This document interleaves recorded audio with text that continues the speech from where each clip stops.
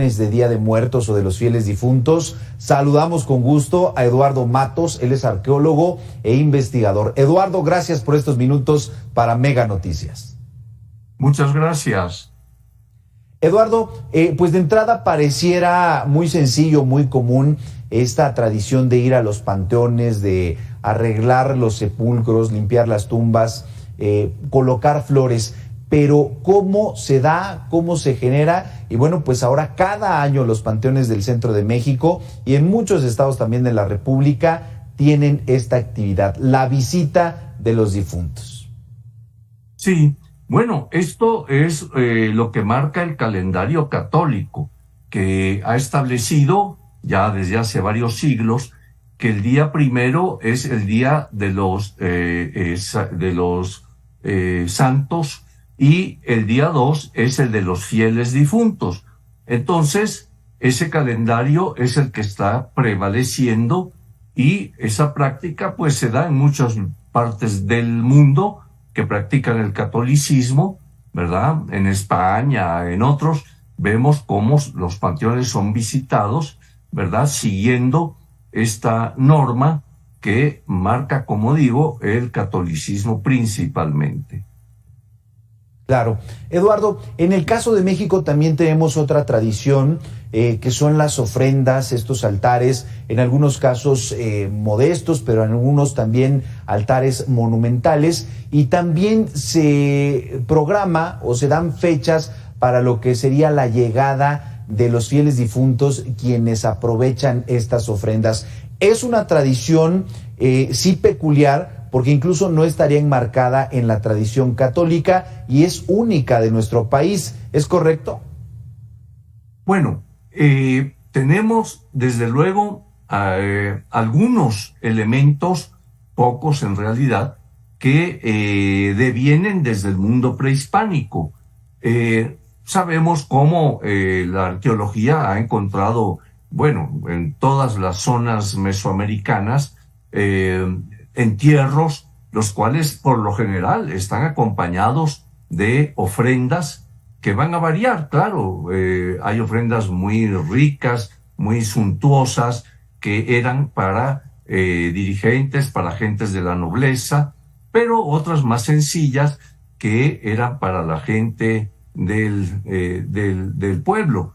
Y pues a través de la arqueología podemos ver cómo se hacían o grandes monumentos funerarios, como la tumba de Palenque, por ejemplo, que era donde fue enterrado Pacal, un gobernante maya, o tumbas como las zapotecas de Monte Albán, donde también vemos cómo a los individuos muertos se les acompañaba con una serie de ofrendas que consistían en cerámica, por ejemplo, que seguramente contenía alimentos y contenía agua para el viaje que se debería de emprender después de la muerte.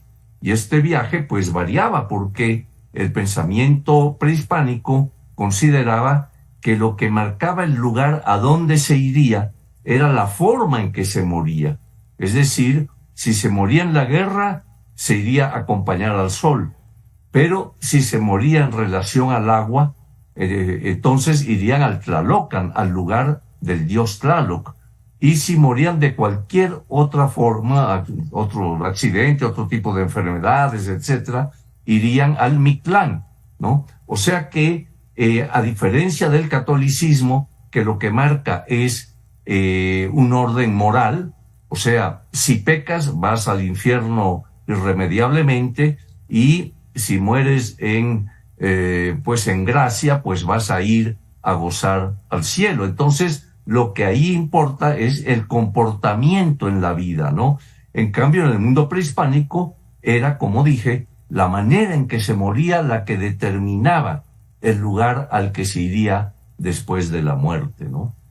Claro. Ahora, Eduardo, prácticamente todas estas mezclas que se dan nos tienen como resultado la actualidad, las tradiciones, las ofrendas, este tema de acudir a los panteones, y sí se genera entonces una serie de actividades en esta temporada de Día de Muertos en las cuales, bueno, pues México destaca a nivel internacional porque se observa todo lo que se hace aquí y que finalmente en algunos otros puntos del planeta pues resalta, interesan porque no se practican en otros lados. Bueno, como digo, la práctica de acudir a los panteones sí se da, de acompañar a los muertos, en ocasiones inclusive con música, pues sí se da en varias partes del mundo. Y sí habría que aclarar que algunas de las manifestaciones que vemos, por ejemplo, las calaveritas de azúcar que nos comemos o que tienen nuestro nombre en la frente, ¿verdad? O el papel picado, todo esto que adorna las ofrendas, pues ya son muy tardías. Eso ya es del siglo XIX inclusive, cuando ya empiezan a darse. Entonces, sí hay estudios antropológicos que ven, por ejemplo, o que han analizado la gran variedad de ofrendas que se montan en las casas de diversas poblaciones indígenas, ¿no?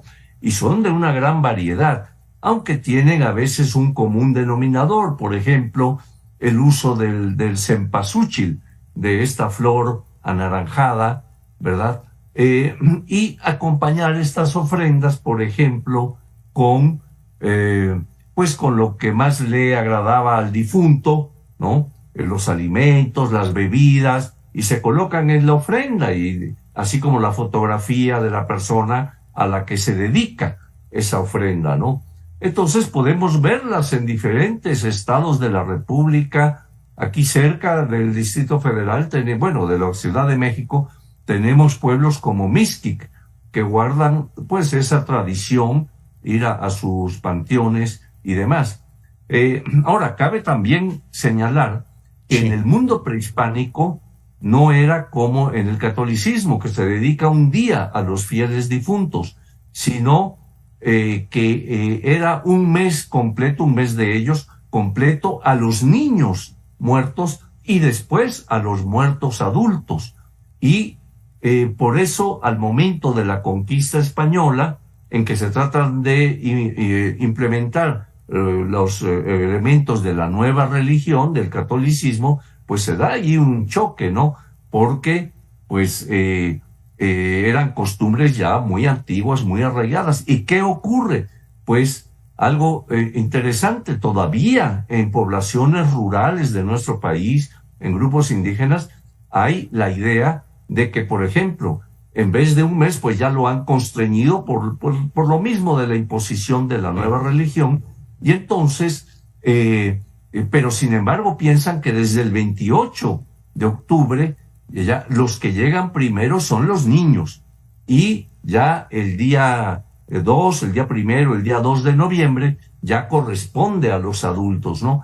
Entonces digamos que un poco se ha hecho un sincretismo en todo esto, de este culto, que el culto a los muertos pues es casi un culto universal en realidad, ¿no? Claro. Platicamos esta noche con Eduardo Matos. Él es arqueólogo e investigador. Muy interesante, pues, el origen de estas tradiciones y finalmente, ya lo mencionabas, el sincretismo que tenemos como resultado. Eduardo, muchísimas gracias por estos minutos para Mega Noticias Ciudad de México. A ustedes, muchas gracias. Buena noche. 100 palabras de Eduardo